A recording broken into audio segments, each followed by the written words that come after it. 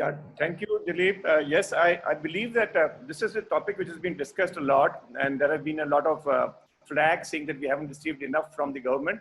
But yes, there are two very specifically different things which we have to work for. Our action plan has to be separate for the central government and separate for the state regional governments. Central government, yes, we've had a lot of follow-ups by FAITH, HAI, FHRAI, and many other bodies. And I think uh, central government always listens to something which is going to be having a larger vote bank. For them, we are a little low priority, and they require some amount of muscle power or huge negotiation skills. So if we were expecting a fiscal support from the central government, in my view, that was not possible. The government of India did not have the funds, and we are much lower in the priority. Secondly, if you thought that we would get some kind of a cash payouts from them, I think it was not going to be happening because they can't afford to pay the salaries of our staff, which we were hoping.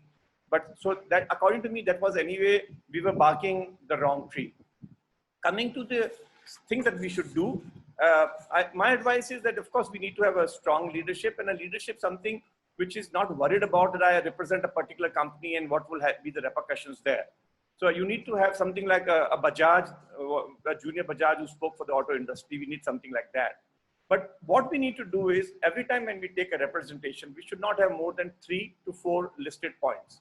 You go with an exhaustive list, normally you never get anything. So that's a very important point for central as well as states.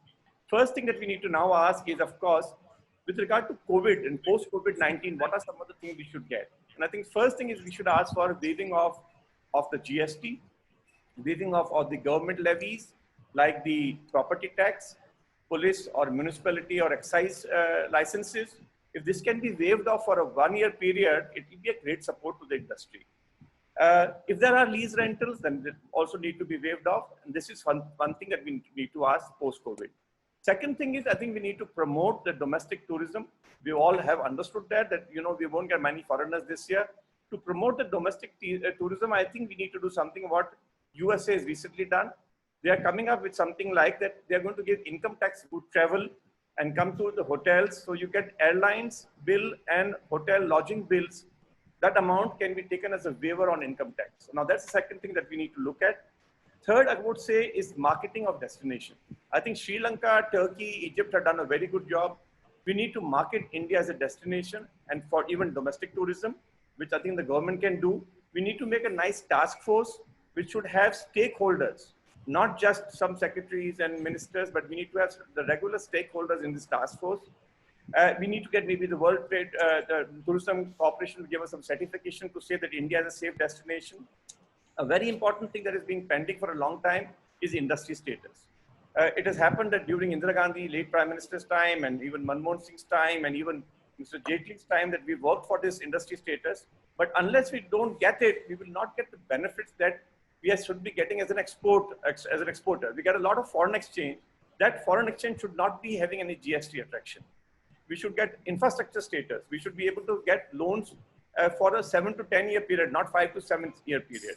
So longer moratorium, lesser interest, and of course the electricity tariff and so on. Finally, we need to strengthen the regional tourism. I think what is happening is we're only working towards central tourism, central government, but FHRAI, HAI, and FAITH must have regional bodies because each state has a different issue and different problems. So I think lastly, this is what we need to pay emphasis on. Strengthen the regional tourism also so that we can take it up with regional governments. First and foremost, I think I'm a die-hard optimistic. And so I do tend to see the half glass full.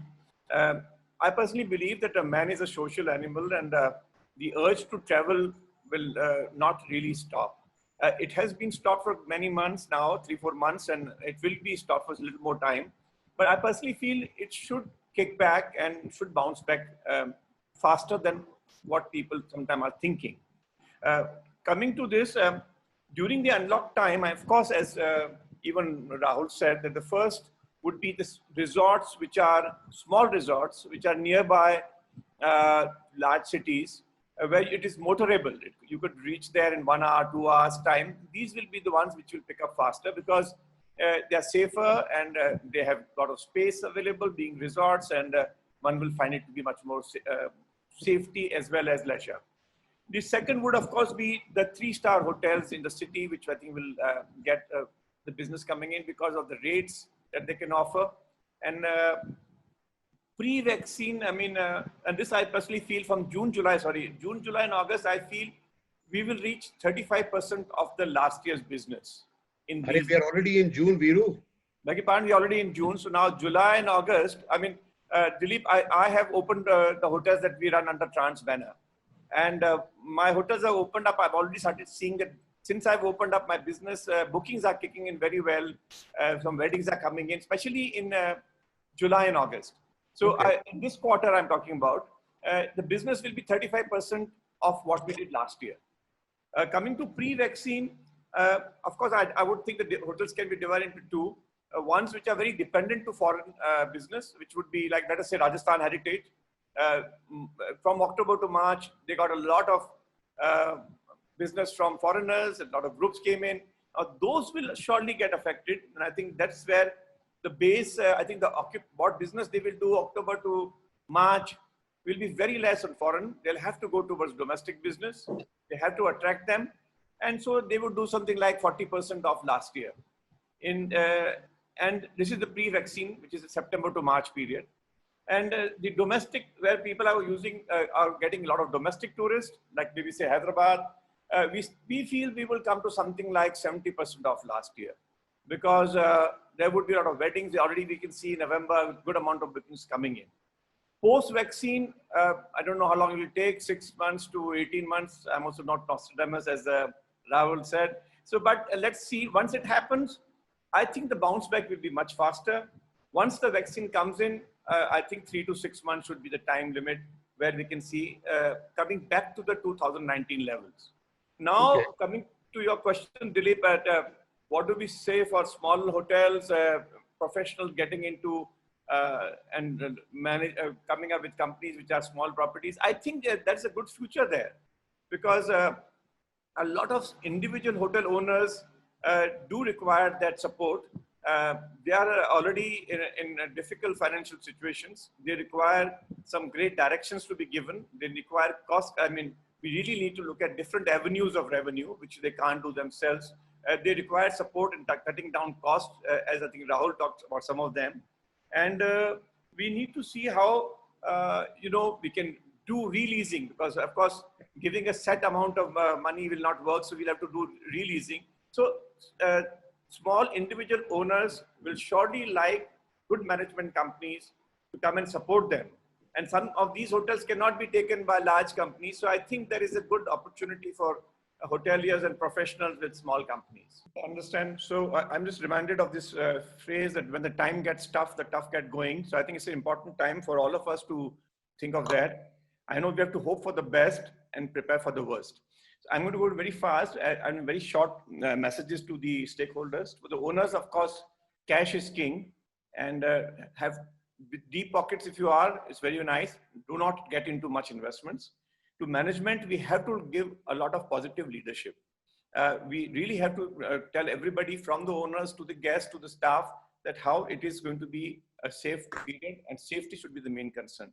To employees, I think multi-skilling is going to be very, very key factor just now. And this is not the time for hop, step, and jump. So please do not be looking at just doing that kind of a job changing. To vendors, develop low-cost item and good sanitized items. And to the students who are also now very, very concerned and are thinking, will they have enough opportunities for them, especially when they're passing out this year?